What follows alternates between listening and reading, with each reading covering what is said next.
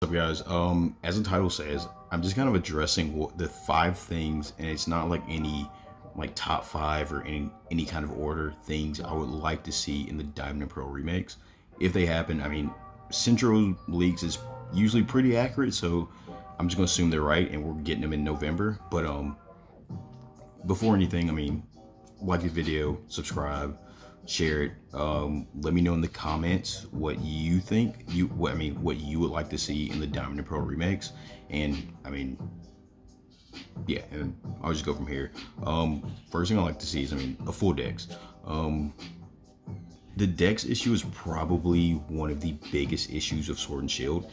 I know myself, I was like kind of in denial at first, thinking like, yeah, it'll be all right, but then like it really became an issue, because I mean, I play competitively, so I mean, having less mods competitively, it like, teams get kind of stale really quick. Metas don't really move as fast because there's not as many moving pieces. And at the same time, like for the casual side, I mean, there's less things for people to collect and catch and stuff. So it really hurts in that aspect of like, there's just not enough around. Like, it's basically, because I think we got like basically half the decks, a little under half, I believe, available to us originally. But if they release a full dex, I think that would definitely improve longevity of the games, because this game so far, I mean, if we had a full dex, I think people would still be playing longer. You'd have more things for competitive, you have more things for raids, you have just so many more moving pieces involved in this game. And that's why, like, I mean, cutting mods was such a big thing, and it's really showing now.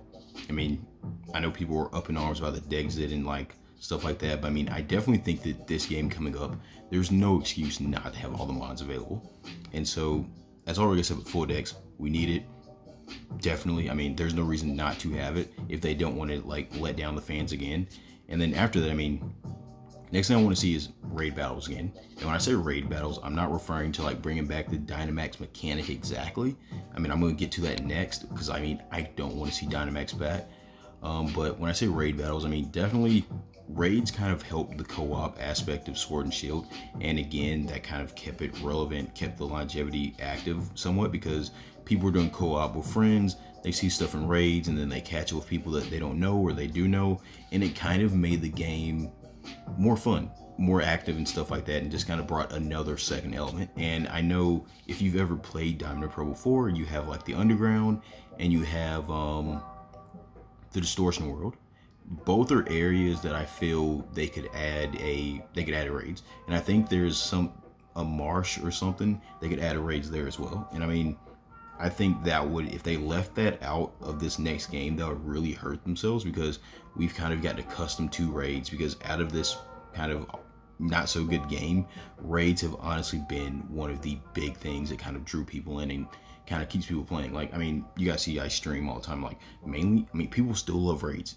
Even a year later, people still want to do raids, because it's that whole catching a strong mon, battling against it. It's like everything in one at the exact same time. But yeah, definitely raids need to come back over in some way, shape, or form. Maybe like Pogo, where it's just like the mons, like, I mean, it could be the same as Dynamax, honestly, but they just leave out the Dynamax title, because I don't really think that would be a hard concept. But after that, I mean, I think next, Megas need to come back, and as I said before, Dynamax needs to go.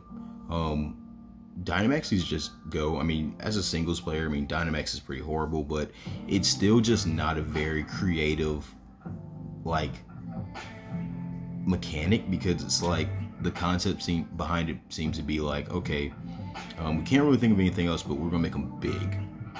And it's like, it just kind of seems cheap. I mean, like, not cheap as in skill wise, but cheap is more like a cop out.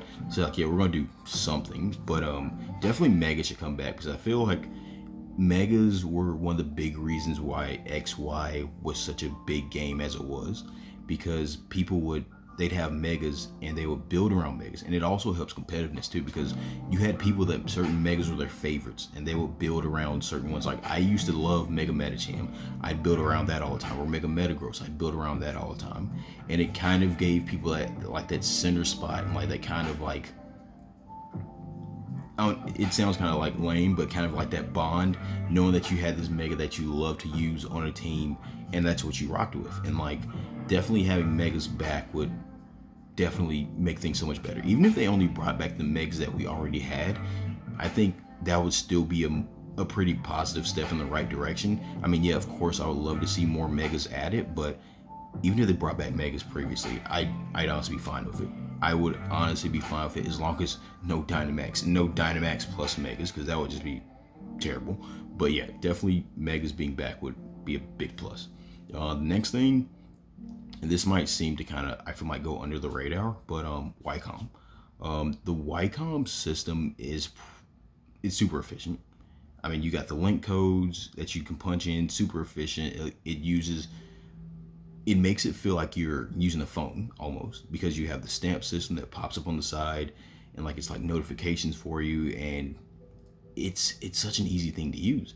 Like compared to stuff like the Festival Plaza, that was just terrible. I don't know who thought that was like a good idea for how players communicate with each other, but Festival Plaza was absolutely awful. And yeah, it might not be as good as PSS if you played X and Y, because PSS was super fun, where you just see the names scrolling by and stuff like that. You click it, and that was really fun.